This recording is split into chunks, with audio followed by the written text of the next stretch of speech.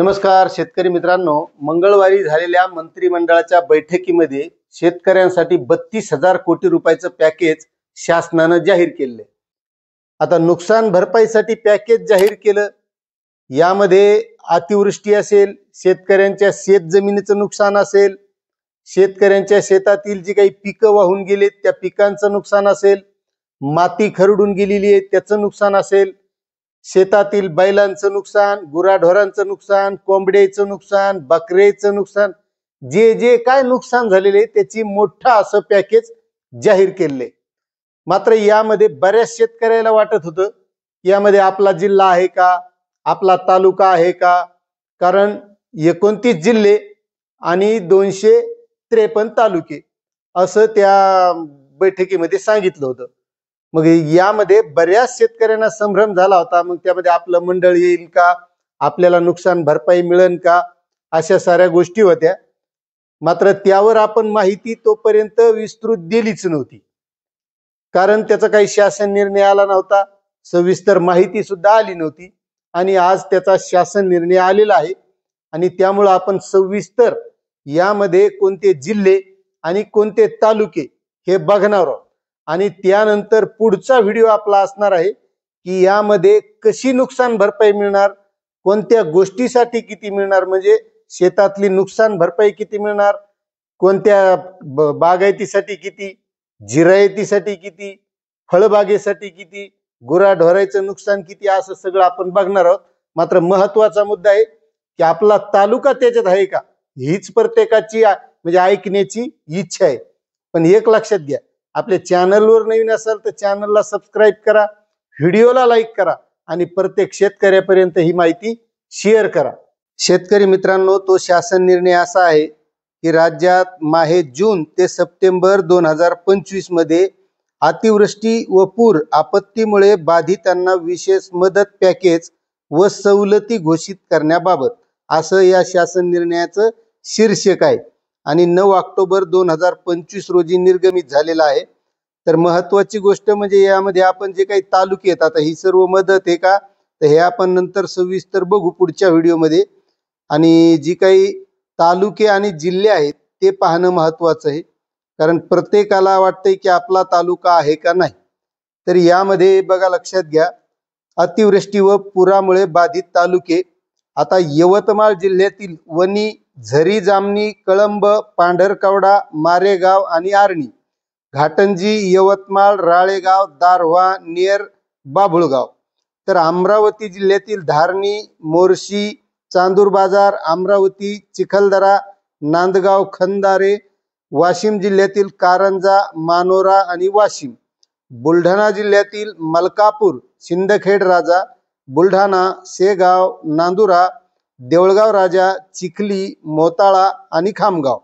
तर अकोला जिल्ह्यातील अकोट, बार्शी टाकळी, तेल्हारा, बाळापूर, पातूर, चंद्रपूर जिल्ह्यातील सिंदेवाही, बल्लारपूर, चंद्रपूर, सावली, भद्रावती, अरोरा, चिमूर, राजुरा, कोरपना, नागभीड, जिवती, गोंडपिंपरी, पोभुर्णा आणि ब्रह्मपुरी। तर वर्धा जिल्ह्यातील समुद्रपूर, वर्धा, आर्वी, हिंगणघाट, देवळी, सेलू आणि कारंजा। नागपूर जिल्ह्यातील सावनेर, काटोल, रामटेक, पारशिवनी, भिवापूर, नागपूर, कामठी, हिंगणा, उमरेड, कुही, कळमेश्वर आणि नरखेड। भंडारा जिल्ह्यातील भंडारा, मोहाडी, तुमसर, पवनी, साकोली, लाखनी। गोंदिया जिल्ह्यातील तिरोडा, गोरेगाव, मोर अर्जुनी, देवरी, सालकेसा, सडक अर्जुनी।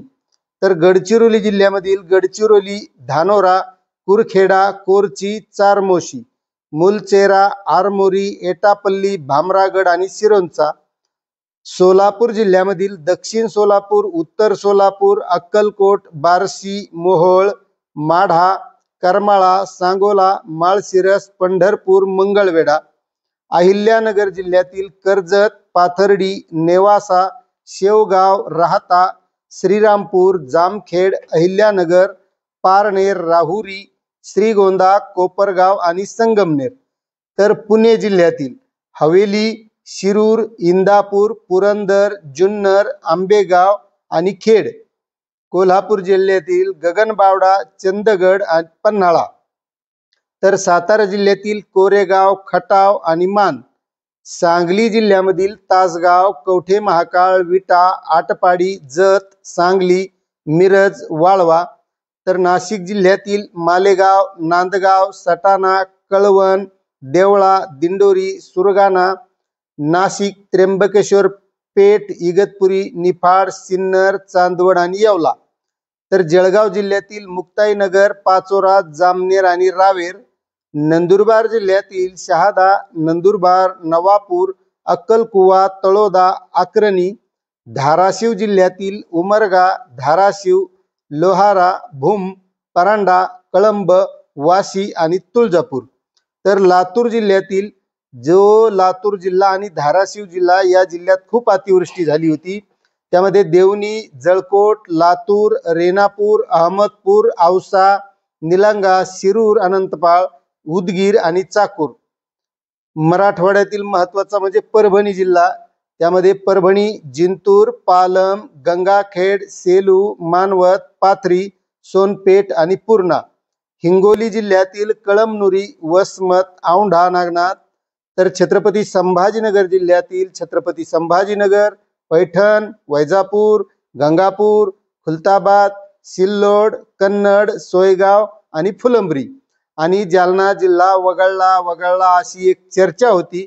मात्र या शासन निर्णयामध्ये जालना जिल्ह्यातील अंबड, जालना, घनसावंगी, बदनापूर, परतूर, मंठा, भोकरदन आणि जाफराबाद. बीड जिल्ह्यातील बीड, आष्टी, पाटोदा, शिरूर कासार, माजलगाव, गेवराई, धारूर, आंबेजोगाई, परळी, वडवणी, केज, मानगाव, सुपाली, मसाळा अलिबाग, पेन, मुरुड, खालापूर, कर्जत, पनवेल, उरण, तळा, रोहा, महाड, पोलादपूर आणि श्रीवर्धन. तर रत्नागिरी जिल्ह्यातील दापोली, चिपळूण, गुहागर, खेड, मंडणगड, संगमेश्वर, रत्नागिरी. ठाणे जिल्ह्यामधील मुरबाड, भिवंडी, शहापूर, उल्हासनगर आणि कल्याण. पालघर जिल्ह्यातील पालघर, डहाणू, तलासरी, वाडा, विक्रमगड, जव्हार आणि मोखाडा असे हे 31 जिल्हे आहेत. मात्र अगोदर जी काही मंत्रिमंडळाची बैठक होती त्यामध्ये 29 जिल्हे सांगितण्यात आले होते, मात्र यामध्ये 31 जिल्हे आणि 253 तालुके आहेत. तर असे हे तालुके आहेत. आता या व्यतिरिक्त जर तुमचा तालुका यामध्ये नसेल तर मित्रांनो नक्कीच कमेंट करा. तुमचा जिल्हा नसेल तरी कमेंट करा. आता पुढच्या व्हिडिओमध्ये या तालुक्यातील या जिल्ह्यातील शेतकऱ्यांना कशा प्रकारची कशी मदत मिळणार, किती नुकसान भरपाई मिळणार अशी सर्व माहिती आपण बघणार आहोत. मात्र तत्पूर्वी तुम्हाला एक विनंती आहे की आपल्या चॅनलवरील जर व्हिडिओ तुम्हाला आवडत असतील तर आपलं चॅनल नक्कीच सबस्क्राईब करा, व्हिडिओला लाईक करा आणि प्रत्येक शेतकऱ्यापर्यंत ही माहिती शेअर करा. धन्यवाद.